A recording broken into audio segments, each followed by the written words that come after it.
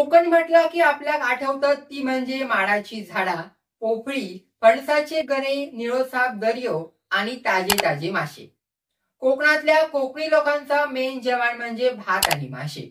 कोकणात अशी लोक असतात जी माशांशिवाय जेवणत नाही. सोमवार असो वा मंगळवार, हेंका मात्र सद्दी मासे होय.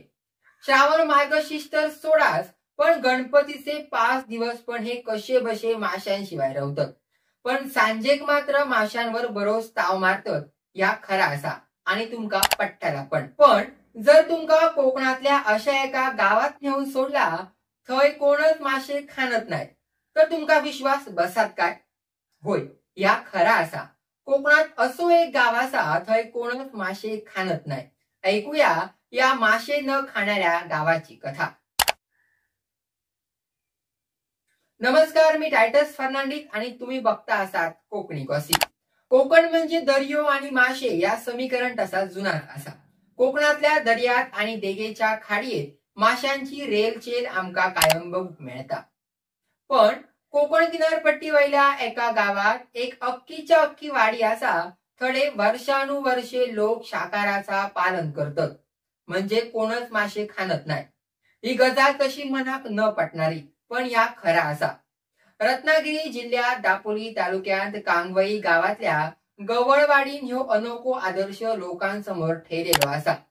फाटली 65 ते 66 वर्षा या वाडीन आपला आगळा वेगळा व्रत जपलेला असा आणि अजूनही ते जपतात, ह्या खरा असा. कदाचित या आमच्या कोकणातला एकमेव उदाहरण असताना. हर एक भूभागात अगदी सहजपणे मिळणारो पदार्थ थडेच्या लोकांच्या जेवणाचो मेन पार्ट असता, ह्या तुमका माहिती असताला. कोकणात 720 किलोमीटर लांबीचो समुद्र किनारो लाभलेलो असा. कोकणातल्या लोकांचो मासे आणि भात हो जेवणाचो मुख्य पार्ट. कोकणातल्या बऱ्याच वैशिष्ट्यांपैकी मासे हो इथलो मेन पदार्थ. पण मत्स्याहारांच्या या खवय्येगिरीत कांगवई गावातली गवळवाडी ही अख्खीच्या अख्खी शाकाहारी असा. या वाडीत आपला शुद्ध शाकाहारी पण गेली कित्येक वर्षा टिकून ठेवलेला असा. झाडापेड्यांनी नटलेला आणि डोंगराच्या देगेक बसलेला रत्नागिरी जिल्ह्यातला कांगवई गाव समुद्र किनाऱ्यापासून अगदी जवळ म्हणजे 16 किलोमीटर अंतरावर बसलेला असा. या गावात मांसाहार किंवा मद्यपान केला जात नाही, म्हणजे हडे, मासे, मटण, चिकन, दारियेचा सेवन कोणच करणार नाही, असा थडेची वयस्कर माणसा सांगतात.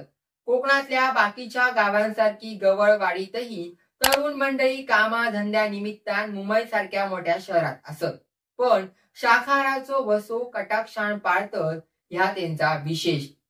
शाकाहारावर एकमत बदलत्या काळात मांसाहार आणि व्यसनाधीनतेचो वाढतो प्रभाव असताना पण कांगवाईमध्ये 18 पगड जाती धर्माचे लोक गुण्या गोविंदान एकत्र राहतात आणि आपले प्रथा परंपरा पाळतात.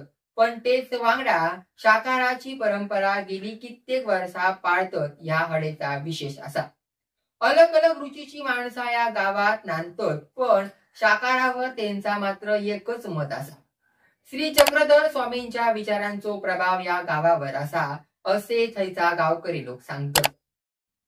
गावातले गावकरी गणपत भिगाजी महाडी यांनी 1960 साली महानुभव पंथाचा उपदेश घेतल्यानंतर हो परिसर व्यसनापासून दूर रवा होयो याच्यावर त्यांच्यानी भर दिलो.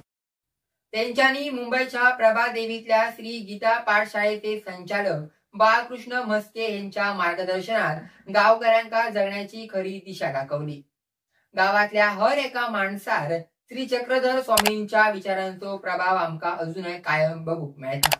गवळवाडीतल्या साधारण 90 कुटुंबांपेक्षा जास्त कुटुंबांनी महानुभव पंथाचा उपदेश घेतलेलो असा.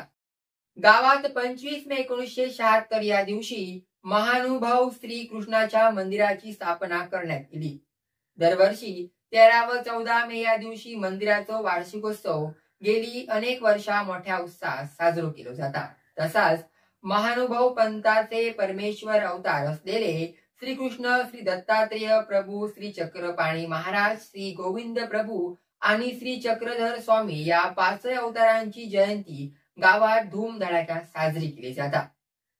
कधी जर कोकणातल्या रत्नागिरीत इल्यात तर ग्रामपंचायत कांगवाई तालुको दापोली जिल्हो रत्नागिरी मधल्या गवळवाडीत एकदा नक्की भेट द्या. याबरोबर मी या हळेच थांबतोय. पुन्हा भेटा एका नवीन माहिती वांगडा. तोपर्यंत बघत राहा कोकणी गॉसिप.